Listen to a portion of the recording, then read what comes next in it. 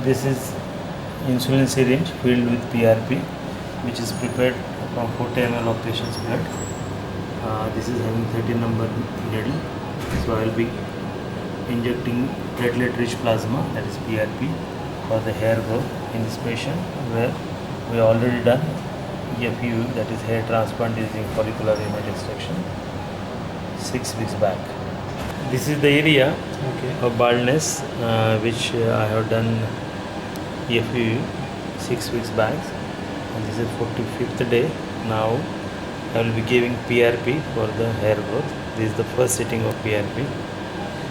First I will be giving block for local anesthesia, so that the patient will have pain-free injections of PRP. This is platelet rich plasma injections for hair growth. This patient has undergone FU hair transplant 6 weeks back, and now I am giving this PRP.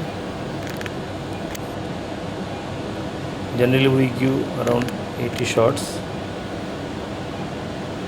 The distance between two shots should be approximately 1 centimeter, and the depth should be in the subcutaneous plane. Intradermal injections may cause ischemia to the hair follicles, hence we give little deeper, that is in subcutaneous plane, so that the platelet rich plasma will stay there and it will release its platelet